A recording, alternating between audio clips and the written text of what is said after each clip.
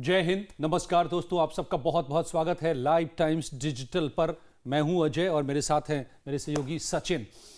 आज हम जो बात करने जा रहे हैं बांग्लादेश वाकई सीरियसली एक बड़ा थ्रेट बनता जा रहा है, न सिर्फ भारत के लिए बल्कि पूरे दक्षिण एशिया के लिए और कहें तो पूरी दुनिया के लिए।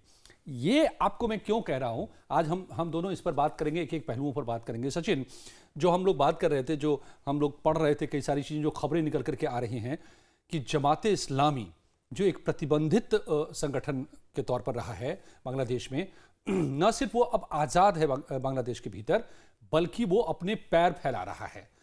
और जो कुछ बांग्लादेश में पिछले दिनों हुआ है, चाहे वो सत्ता में परिवर्तन हुआ हो, खालिदा जिया और उनकी पार्टी के खिलाफ पूरा रिवॉल्यूशन लाया गया हो, उसके पीछे अब जो खुलकर सारे तार सामने आ रहे हैं, उसमें कहीं ना कहीं तीन ताकतें इसमें शामिल हैं।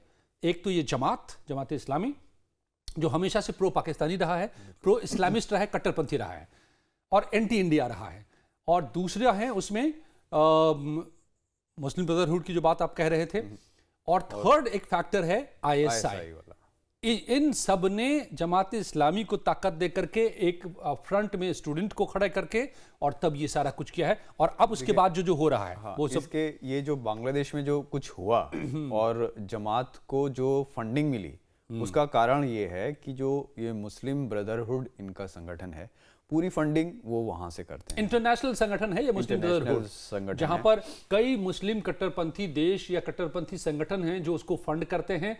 और उसका एजेंडा क्या है? वो इन जमाते इस्लामी को वो फंडिंग करता है और ये अपना जो कट्टरपंथ है बेसिकली इन लोगों का, उसको फैलाने का ये लोग काम करते हैं। तो बांग्लादेश में ये जो कुछ हुआ, उसके पीछे वो बहुत बड़ा उसका हाथ रहा। वो अब क्या कर रहे हैं, अब वो जो चीन है या आपके पाकिस्तान है, वो फंडिंग कर रहे हैं और इन लोगों से जमाते इस्लामी की जो नज़दीकियां हैं वो बढ़ा रहे हैं, ताकि अपने ये जो इनका मुस्लिम ब्रदरहुड का जो इनका सो कॉल्ड कॉन्सेप्ट है, उसको वो फैलाएं। और उसके लिए सबसे मुफीद जगह क्या है आजकल? बांग्लादेश एकदम एक पूरी कंट्री ऐसी मिल गई है, अब उनके हाथ में आ गई है। सचिन, ये सबसे खतरनाक पहलू है कि जो एक कंट्री है जहां पर वेल ट्रेंड आर्मी है और एक पूरा सारे कंट्री के जितने भी एलिमेंट्स होते हैं सब है वहां पर। बिल्कुल। अब देखिए क्यों खतरनाक है ये नेक्सस जो हम आज लेकर आपके सामने आए हैं बांग्लादेश में। जो सचिन कह रहे हैं मुस्लिम ब्रदरहुड, उसका क्या एजेंडा रहता है? इस्लामीकरण करना, इस्लामाइजेशन करना, पूरी दुनिया के मुस्लिमों को जोड़ना कट्टरपंथ के आधार पर। और ये एंटी वेस्ट है, ये बल्कि एंटी हर किसी के है ये, क्योंकि ये एक मॉडर्न सिविलाइज्ड ऑर्गेनाइज्ड वर्ल्ड में यकीन नहीं करता है, बल्कि शरिया लॉ में यकीन करता है।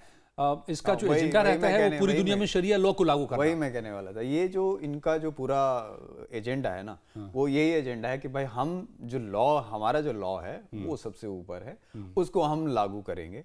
और उसके लिए ये पूरा जी जान लगा देते हैं, कहीं का लॉ नहीं चलने देते हैं। आप देखिए कि भाई आपने सारा बांग्लादेश का जितना आर्थिक स्थिति थी बहुत मजबूत धीरे धीरे हो रही थी, वो सारा चौपट हो जाएगा। आप अपना जो ये जो कट्टरपंथ का इनका पाकिस्तान वाला हाल होगा, पाकिस्तान वाला जो पाकिस्तान देख लीजिए ना, उदाहरण है हमारे सामने एकदम कि भारत पिछले बहुत अच्छे संबंध थे, ताल्लुकात 15 सालों से भारत से, और उसके पहले भी अच्छे ताल्लुकात रहे हैं। भारत ने आज़ादी दिलाई है, बांग्लादेश के लिए लड़ाई लड़ी है भारतीय सेना ने जाकर के बांग्लादेश में, जो मुक्ति वाहिनी सेना थी उसके कंधे से कंधे मिला करके लड़ाई लड़ी और तब आज़ादी मिली। लेकिन जो लोग नहीं चाहते थे कि बांग्लादेश बने, आज वो हैं ताकत में यहाँ पर। जमात उसी में से एक है, ये जो है ब्रदरहुड का संगठन वो उसी में से एक है। अब शरिया का जो आपकी जो बात करें कि शरिया लॉ ये लागू करना चाहते हैं, उसका एग्जाम्पल है हमारे सामने, ज़्यादा दूर नहीं, पाकिस्तान से आगे बढ़िए, अफगानिस्तान पहुंचिए और वहाँ पर तालिबानी हुकूमत इस वक्त में है और शरिया लॉ है, और वहाँ पर क्या क्या हो रहा है तालिबानी हुकूमत में हम ये देख सकते हैं।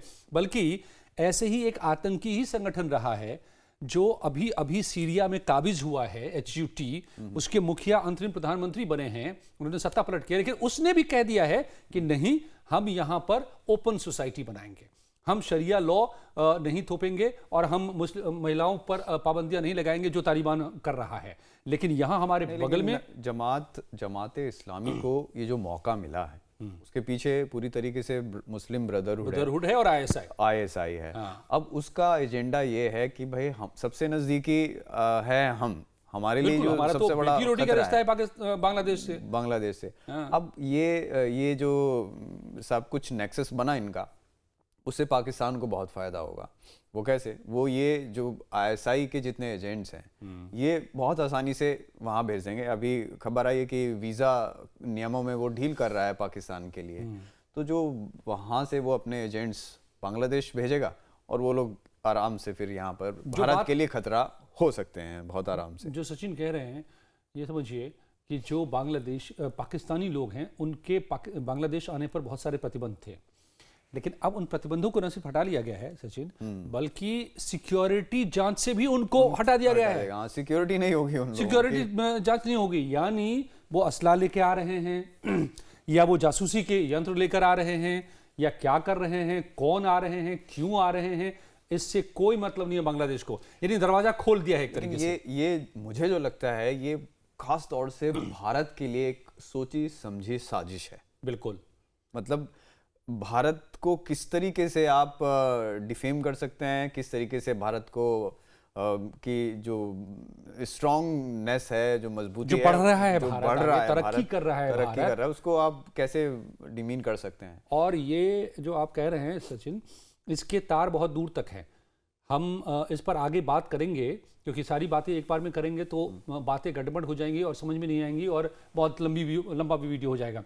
लेकिन आप यकीन मानिए कि इसके पीछे बहुत बड़ी साजिश है। भारत को रोकने के पीछे दुनिया के बड़े बड़े देश लगे हुए हैं। जो आप भारत में संसद में हंगामा और उठते हुए सवाल जो सुन रहे हैं, वो सारे सवाल केवल सियासी नहीं हैं, उसके पीछे बहुत सारे फैक्ट भी हैं। क्यों, क्या फैक्ट है मैं अभी सिर्फ संकेतों में बताता हूं। कल के वीडियो में हम लोग ये खुलासा करेंगे और डिटेल में कि बड़ी ताकतें जैसे अमेरिका हो गया या और भी जो देश जो अब तक जिनका प्रभुत्व था पूरी दुनिया पर, वो भी नहीं चाहते कि भारत आर्थिक महाशक्ति बन के उभरे।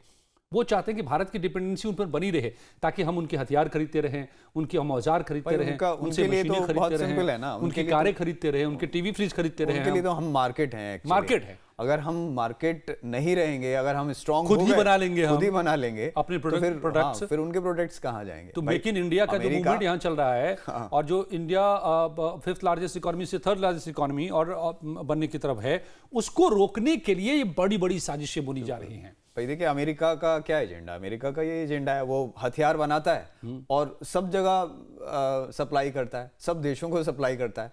वो यूक्रेन को भी सप्लाई करता है, वो रशिया को भी देता है, वो पाकिस्तान को भी देता है, वो इंडिया को भी देता है। तो सब आप देख लीजिए, उसका तो वही एजेंडा है। और देशों को रोकने के लिए ये आज की रणनीति नहीं है, ये बहुत पुरानी नीति रही है। अब जैसे भारत को उलझाए रखने के लिए पाकिस्तान को कितने दिनों तक मुफ्त में पैसे देता रहा अमेरिका, ये भी हमने देखा है। अब आकर के थोड़ा कम हुआ है और ट्रंप ने बिल्कुल एंटी पाकिस्तानी रुख अपनाया है, जब उन्होंने देखा कि भैया वहीं से जड़ें पैदा हुई आतंक की, जिसने ट्विन टावर तक को गिरा दिया अमेरिका में। और जो मारा गया आखिरकार ओसामा बिन लादेन, वो भी पाकिस्तान के एबटाबाद में ही मारा गया। तो एपी सेंटर पूरी दुनिया के टेररिज्म का अगर कहीं पर है तो पाकिस्तान है। उस टेररिज्म का यूज भाई साहब ये लोग भी करते रहे हैं एक दूसरे के खिलाफ में, अपने दूसरे देशों के दुश्मनों के खिलाफ में, किसी को रोकने के लिए, किसी को कोल्ड वॉर वगैरह वगैरह में। तो अब फिर से जो भारत एक ताकत के तौर पर उभर रहा है, उसमें बांग्लादेश को एक ऐसा सेंटर बनाया जा रहा है जो आप बता रहे हैं। वहाँ पर बड़े बड़े संगठनों को जोड़ करके भीतर से उसकी फंडिंग करके। मुस्लिम ब्रदरहुड एक बहुत बड़ा खतरा है सारी दुनिया के लिए बेसिकली। इन लोगों की जो फंडिंग है ना, वो बहुत ज़्यादा स्ट्रॉन्ग है। सारे बड़े बड़े कट्टरपंथ ये पूरा इस तरीके का है, इनका नेक्सस है कि भाई वो जमात को पूरा फंडिंग करेंगे, जमात अपने कट्टरपंथ को लेके सब जगह उसको फैलाएगा और शरिया कानून बेसिकली ये लोग लागू करना चाहते हैं। तो यही इन्होंने बांग्लादेश में किया और वही अब इसको यहाँ पर ये फैलाना चाहते हैं। उससे क्या होगा, हमारे यहाँ के जो ऐसे विचारधारा के लोग हैं जो कट्टरपंथ की तरफ झुकाव जिनका रहता है, वो उनसे जुड़ सकते हैं। फिर देश में जो हमने जम्मू कश्मीर में झेला है, हाँ, जो यही किया ना कि पाकिस्तान प्रायोजित आतंकवाद के झांसे में बहुत सारे युवा हमारे गुमराह किए गए और जो पत्थरबाज बनाए गए, जिनके हाथों में हथियार थमा दिए गए, तो वो भी हमने देखा है। धर्म के नाम पे जमाते इस्लामी धर्म के नाम पर ये सब करता है। बिल्कुल। तो वो यहाँ पर आएगा तो यही काम करेगा, और बिल्कुल हम देखेंगे आने वाले टाइम में अगर वो सत्ता वहाँ पर नहीं बदली बांग्लादेश में, तो हमारे लिए एक बहुत बड़ी समस्या। और इसके लिए क्या क्या किया जा रहा है आप ये भी देखिए, कितनी खतरनाक रचना हो रही है वहां पर। मिस्र भी फंडिंग कर रहा है उसको, जमात को, और इस्लामिक ब्रदरहुड को, संगठन को, और जमात को उसके जरिए आ रहा है, फंडिंग आ रही है। जमात को मजबूत बनाया जा रहा है, पैसे दिए जा रहे हैं, और जमात के ताल्लुकात बढ़ाए जा रहे हैं। चीन से संबंध बढ़ाया जा रहा है, चीन से संबंध जो उइगर मुसलमानों के खिलाफ खुद वो दमन करता है, लेकिन वहां से इसलिए संबंध बढ़ाया जा रहा है कि दुश्मन का दुश्मन दोस्त होता है। भारत और चीन के जो संबंध है उसमें इस रास्ते चीन को एक रास्ता मिल रहा है भारत पर दबाव बनाने का, घेरने का। तो चीन तक पहुंच रहा है जमात, ताकि कल को अगर फिर से संगठन पर लग जाए पाबंदी, तो तब तक उसके ऐसे दोस्त खड़े हो जाएं, ऐसा नेटवर्क क्रिएट हो जाए कि वो अपना काम करता रह सके। और ये भी पूरी तरह से कोशिश हो रही है। तो कुल मिलाकर के मुझे लगता है कि ये एक बहुत बड़ा खतरनाक नेक्सस बन रहा है भारत के पड़ोस में। एक कह लीजिए कि धीरे धीरे पाकिस्तान का कब्जा हो रहा है, और जो हालात अब बन रहे हैं उसमें लग रहा है कि आने वाले दिनों में पूरी तरह से फिर से वो ईस्टर्न पाकिस्तान का रूप ले लेगा। ISI को जासूसी करना बड़ा आसान हो जाएगा वहां के जरिए, अपनी ताकतें वहां पर डालना, गोले बारूद तो पहुंचा ही रहा है अब वहां पर, ये सब शुरू ही हो गया है। तो ये भारत के लिए वहां पर बहुत ही खतरनाक नेक्सस और बहुत ही खतरनाक तरीके से एक मुहिम छेड़ी जा रही है और चुनौती पैदा कर रहा है। ऐसे में अब मुझे लगता है कि भारत को नए सिरे से बांग्लादेश को लेकर सोचना होगा, हल्के में अब नहीं लेना पड़ेगा, इस खतरे को आप इग्नोर नहीं कर सकते। अपनी विदेश नीति को थोड़ा सा बदलने की जरूरत है। और यकीन मानिए कि इस वक्त जो बैठे हैं हमारे विदेश मंत्री, वो काफ़ी काबिल व्यक्ति हैं, प्रोफेशनल IFS रहे हैं वो, और उनकी अगुवाई में भारत ने बहुत सारे दुनिया के संतुलन में साधा है, बीच में ऐसा रास्ता बनाया है। यहाँ का भी रास्ता बनेगा, लेकिन इन खतरों से हमें सबको सावधान रहने की जरूरत होगी। हर भारतवासी को, मैं कोट कर रहा हूँ, हर भारतवासी को उस झांसे में नहीं आना है, बल्कि उसका जवाब देना है। बिल्कुल। Sachin, thank you, and thank you so much. आप सबको भी, आप सब जुड़े रहिए, वीडियो लाइक कर रहे हैं और आगाह हम करना चाह रहे हैं, हम सभी को सावधान होने की ज़रूरत है। तो आप शेयर कीजिए इस वीडियो को, सब्सक्राइब कीजिए लाइव टाइम्स को, और लगातार जुड़े रहिए हमारे साथ। Thank you very much.